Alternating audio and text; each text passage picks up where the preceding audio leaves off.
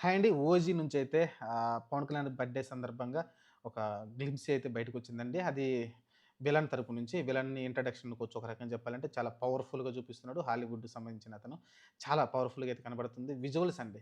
నాకు తెలిసి మీరు 'హరిహర వీరమల్లుని' మైండ్‌లో పెట్టుకొని ఈ సినిమా చూడకపోతే చాలా మిస్ అయిపోతారు. 100% సినిమా పైనైతే ఎక్స్‌పెక్టేషన్స్ వేరే లెవెల్ పీక్స్‌కి పోతున్నాయండి. వచ్చిన 2 సాంగ్స్ కావచ్చు, లేకుంటే దాని ముందు వచ్చిన టీజర్ కావచ్చు, నిన్న రిలీజ్ అయిన బర్త్‌డే సందర్భంగా ఏదైతే విలన్‌కి సంబంధించిన ఇంట్రడక్షన్ కావచ్చు, ఎక్స్ట్రార్డినరీ లాస్ట్‌లో వచ్చిన ఆ షాట్ అయితే మైండ్ బ్లోయింగ్ ఉందండి.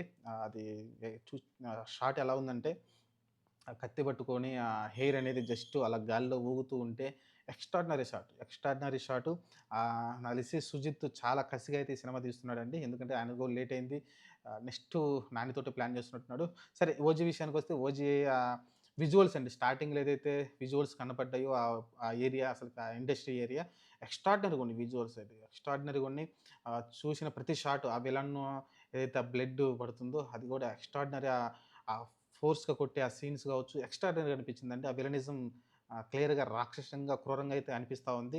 ఒక పవర్‌ఫుల్ విలన్‌గా మనమైతే చూడబోతున్నాం కనిపిస్తుంది క్లియర్‌గా. లాస్ట్‌లో హ్యాపీ బర్త్‌డే ఓజీ అని కూడా అంటున్నాడు. అంటే పవన్ కళ్యాణ్ పేరు చెప్పలేదు. అది చెప్పుంటే వేరేలాగా ఉండేది.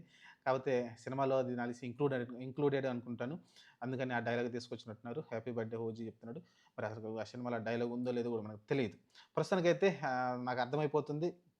సినిమా వచ్చేసి అదే ఆల్రెడీ ఒకప్పుడు ముంబైలో ఒక పెద్ద గ్యాంగ్‌స్టరు పవన్ కళ్యాణ్ గారు. ఆయన ఎందుకో ఆ గొడవల నుంచి బయటకొచ్చేసి ఎక్కడో బతుకుతుంటాడు.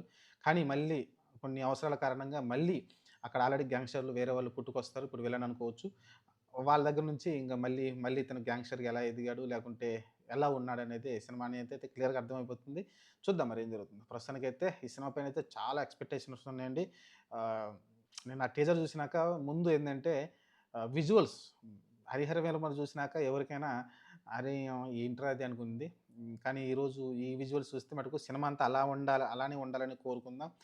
మరి ఎందుకంటే 'హరిహర వీరమల్లులో' కొన్ని షాట్లు ఫస్ట్ హాఫ్‌లో చూసుకుంటే ఎక్స్ట్రార్డినరీగా ఉంటాయి. సెకండ్ హాఫ్‌లో చూస్తే అన్నీ వీఎఫ్ఎక్స్ అన్నీ చాలా దారుణంగా ఉంటాయి. గ్రీన్ స్క్రీన్‌లు తెగగా క్లియర్‌గా కనిపిస్తా ఉంటాయి. కాబట్టి అలాంటివి జరగకుండా ఇక్కడ సుజిత్ గారు ఆ పని చేయరనుకుందాం అనుకుందాం. చూద్దాం మరి ఏం జరుగుద్దో. అలానే 'ఉస్తాద్ భగత్ సింగ్' నుంచి కూడా ఒకటి ఎవరు అతను 'మైకేల్ జాక్సన్' టైపు ఒక పోస్టర్ అయితే రిలీజ్ చేశారు. ఆ లుక్ తోటైతే బాగుంది అది కూడా. మరి ఆ సాంగ్‌లో వస్తదనుకుంటా.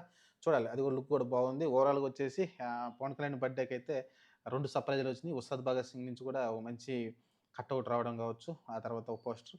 ఇక్కడ చూసుకుంటే గ్లిమ్స్‌లో పవన్ కళ్యాణ్ గారు అపియరెన్స్ కావచ్చు, ఒక విలనిజం అలానే ఆ విజువల్స్ క్లియర్‌గా మనకు అర్థమైపోతుంది. సినిమా పైన అంచనాలు పెంచేస్తుంది. నేనైతే చాలా ఈగర్‌గా వెయిట్ చేస్తున్నా. ఈ నెల 25 తారీఖునైతే సినిమా రిలీజ్ కాబోతుంది. ఆ రోజు చూసి దాని గురించి మనం మాట్లాడుకుందాం.